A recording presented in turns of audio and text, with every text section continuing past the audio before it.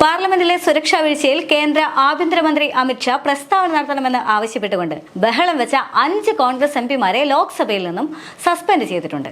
TN. Prathapan, Hibi Eden, Ramya Haridas, Dean Kuriakose, തമിഴ്നാട്ടിൽ നിന്നുമുള്ള അംഗമായ ജ്യോതിമണി എന്നിവർക്കാണ് സസ്പെൻഷൻ ലഭിച്ചത്. സമാനമായ രീതിയിൽ രാജ്യസഭയിൽ പ്രതിഷേധിച്ച തൃണമൂൽ കോൺഗ്രസ് എംപിയായ ഡെറിക് ഒബ്രിയാനെ രാവിലെ തന്നെ സസ്പെൻഡ് ചെയ്തിരുന്നു.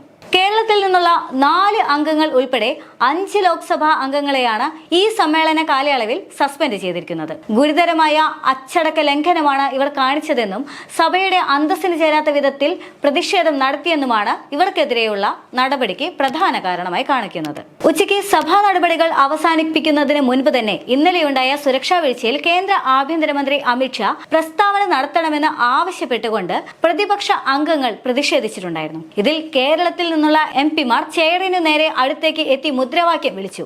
സ്പീക്കറുടെ താക്കീത് ഉണ്ടായിരുന്നിട്ട് കൂടി അത് വകവെക്കാതെയാണ് മുദ്രാവാക്യം വിളി തുടരുകയും ചെയ്തത്. സഭാ നടപടികൾ ഉച്ചയ്ക്ക് തുടങ്ങിയതോടെ ഇവർക്കെതിരായ അച്ചടക്ക നടപടിക്കുള്ള പ്രമേയം പാർലമെന്ററി കാര്യമന്ത്രി പ്രഹ്ലാദ് ജോഷിയാണ് സഭയിൽ വായിച്ചത്. അത് സഭ പാസാക്കുകയായിരുന്നു. പക്ഷേ സുരക്ഷ ഉന്നയിച്ചുകൊണ്ട് എംപിമാർ നടത്തിയ ഈ പ്രക്ഷോഭം അത് സുരക്ഷ മാത്രമായിരുന്ന ഉദ്ദേശമെന്നുള്ളതാണ് സംശയം. വരാനിരിക്കുന്ന ലോക്സഭാ തെരഞ്ഞെടുപ്പിൽ ശ്രദ്ധിക്കപ്പെടുക എന്നുള്ള ഒരു ലക്ഷ്യം കൂടി ഈ എംപിമാർക്ക് ഉണ്ടായിരുന്നു എന്ന കാര്യത്തിൽ യാതൊരു സംശയവുമില്ല. പാർലമെന്റ് ആക്രമണവുമായി ബന്ധപ്പെട്ട് സുരക്ഷാ വീഴ്ച ഉണ്ടായിട്ടുണ്ട് എന്നുള്ളത് വ്യക്തമായ കാര്യമാണ്.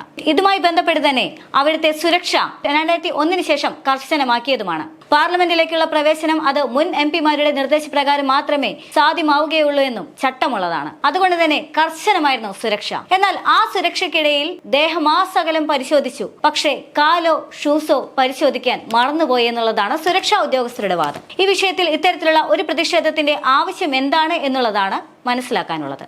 പാർലമെന്റിൽ ഇന്നലെ നടന്ന സ്മോക്ക് ബോംബ് നാടകം സാധ്യമായത് എങ്ങനെയെന്ന് ആദ്യം പരിശോധിക്കേണ്ടതുണ്ട്. സാധാരണഗതിയിൽ പാർലമെന്റിൽ വിസിറ്റേഴ്സ് ഗാലറിയിലേക്ക് ചെല്ലണമെങ്കിൽ ഏറ്റവും കുറഞ്ഞത് 12 സെക്യൂരിറ്റി ലെയറുകൾ കടക്കേണ്ടതുണ്ട്. ആ സാഹചര്യത്തിലാണ് ഒരാൾ പാർലമെന്റ് പ്രവർത്തിച്ചുകൊണ്ടിരുന്ന വേളയിൽ ഗ്യാസ് കാനനുമായി കടന്നു ചെന്ന് പ്രശ്നങ്ങൾ ഉണ്ടാക്കിയത്. പാർലമെന്റിലെ വിസിറ്റേഴ്സ് ഗാലറിയിലേക്ക് ഒരാൾക്ക് കടക്കണമെങ്കിൽ ചില സുരക്ഷാ സംവിധാനങ്ങളിലൂടെ കടന്നുപോയേ മതിയാകും. ആദ്യത്തേത് പ്രധാന കവാടത്തിലെ മെറ്റൽ ഡിറ്റക്ടർ ഉപയോഗിച്ചുകൊണ്ടുള്ള പരിശോധന. അത് കഴിഞ്ഞ് പോലീസ് ഉദ്യോഗസ്ഥർ സന്ദർശകരുടെ സന്ദർശന ഉദ്ദേശം ചോദിച്ചറിയുകയും ID പരിശോധിക്കുകയും ചെയ്യും. പിന്നീട് അവിടെയുള്ള ഉദ്യോഗസ്ഥന്റെ അകമ്പടിയോടെ ലോബിയുടെ പ്രവേശന കവാടത്തിലേക്ക് അയക്കും. അവിടെ വെച്ച് സന്ദർശകരുടെ കയ്യിലുള്ള മൊബൈൽ ഫോൺ വാങ്ങിയെടുക്കുകയും അത് ഓഫ് ചെയ്ത് ഒരു ഷെൽഫിലെ ബോക്സിൽ സൂക്ഷിക്കുകയും ചെയ്യും. പിന്നീട് സന്ദർശകരുടെ എല്ലാ വിശദാംശങ്ങളും ഒരു രജിസ്റ്ററിൽ പൂരിപ്പിക്കാൻ ആവശ്യപ്പെടും. പിന്നീട് ദേഹപരിശോധനയാണ്. സന്ദർശകരുടെ കയ്യിലുള്ള പേഴ്സ് അടക്കം വിശദമായി പരിശോധനയ്ക്ക് വിധേയപ്പെട്ടേക്കാം. അതിനുശേഷം മാത്രമേ ലോബിയിലേക്ക് കടക്കാൻ അനുവാദമുണ്ടായിരിക്കുകയുള്ളൂ. ലോബിയിൽ എത്തിക്കഴിഞ്ഞാൽ അവിടെ മറ്റൊരു സെക്യൂരിറ്റി ഉദ്യോഗസ്ഥൻ വീണ്ടും സന്ദർശകരുടെ വിശദാംശങ്ങൾ പരിശോധിക്കുകയും സന്ദർശകരുടെ ഗസ്റ്റ് പാസ് അനുവദിച്ച് MP-യുടെ പേര് വിവരങ്ങൾ രേഖപ്പെടുത്തുകയും ചെയ്യും. ലോബിയിൽ സന്ദർശകരെ പോലെ മറ്റാരെങ്കിലും ഉണ്ടാവുകയാണെങ്കിൽ എല്ലാവരെയും ചേർത്ത് ചെറിയൊരു ഗ്രൂപ്പ് ഉണ്ടാക്കി അവിടെ പെരുമാറേണ്ട രീതികളെക്കുറിച്ച് ചെറിയൊരു ബ്രീഫിംഗ് നടത്തിത്തരും.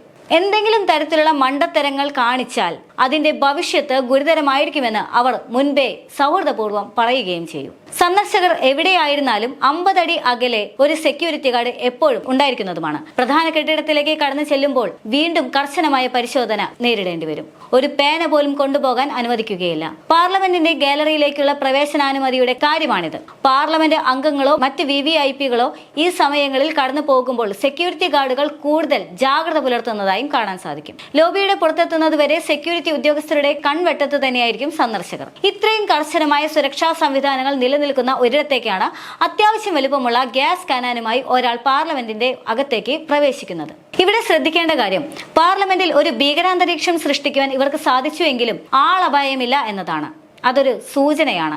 ഇവിടെ 2 പേർക്ക് പാർലമെന്റ് ആക്രമിക്കാൻ സാധിച്ചിട്ടുണ്ടെങ്കിൽ മേൽപ്പറഞ്ഞ നടപടിക്രമങ്ങൾ കൃത്യമായി പാലിക്കപ്പെട്ടിട്ടില്ല എന്ന് വേണം കരുതാൻ. അതായത് തീർച്ചയായും സുരക്ഷാ വീഴ്ച സംഭവിച്ചിട്ടുണ്ട് എന്ന് തന്നെ. പക്ഷേ ആളപായമില്ല എന്നുള്ളത് പ്രധാനപ്പെട്ട കാര്യം തന്നെയാണ്. ഒട്ടും അപകടകരമല്ലാത്ത വസ്തുക്കളാണ് പ്രതികൾ ഉപയോഗിച്ചിരുന്നത് എന്നുള്ളതും ശ്രദ്ധേയമാണ്. ഈ ഒരു സാഹചര്യത്തിലാണ് വരാനിരിക്കുന്ന തെരഞ്ഞെടുപ്പ് മുന്നിൽ കണ്ടുകൊണ്ടുള്ള പ്രതിഷേധ പ്രകടനം MP-മാർ നടത്തിക്കളയുന്നത്. വരാനിരിക്കുന്ന തെരഞ്ഞെടുപ്പ് മുന്നിൽ കണ്ടുകൊണ്ടാണ് MP-മാർ പ്രതിഷേധ പ്രകടനം നടത്തിയത് എന്ന് പറയുന്നതിന് പ്രധാന കാരണം പ്രതിഷേധങ്ങൾ എല്ലാവരും നടത്തിയതാണ്, അല്ലെങ്കിൽ പാർലമെന്റിൽ സ്വാഭാവികമായും പ്രതിഷേധം ഉണ്ടാകുന്നതാണ്. ഇവിടെ ചെയറിനെ പോലും ധിക്കരിച്ചുകൊണ്ട് ചെയറിന്റെ മുന്നിലേക്ക് കടന്നു ചെന്നുകൊണ്ട് പ്രതിഷേധം നടത്തിയിട്ടുണ്ടെങ്കിൽ അത് ശ്രദ്ധ പിടിച്ചുപറ്റുക എന്നുള്ള ഉദ്ദേശത്തോടു കൂടി തന്നെയാണ്. അതായത് ഈ പുറത്താക്കപ്പെട്ട അല്ലെങ്കിൽ സസ്പെൻഡ് ചെയ്യപ്പെട്ട എംപിമാരുടെ ഉദ്ദേശം എന്ന് പറയുന്നത്, പ്രത്യേകിച്ചും കേരളത്തെ റെപ്രസെന്റ് ചെയ്തുകൊണ്ട് കേരളത്തിൽ നിന്ന് 4 എംപിമാർ പ്രതിഷേധിച്ചിട്ടുണ്ടെങ്കിൽ 2024 വരാനിരിക്കുന്ന തെരഞ്ഞെടുപ്പ് കൂടി അവരുടെ ലക്ഷ്യത്തിലുണ്ട് അല്ലെങ്കിൽ അജണ്ടയിലുണ്ട് എന്ന് വേണം മനസ്സിലാക്കാൻ.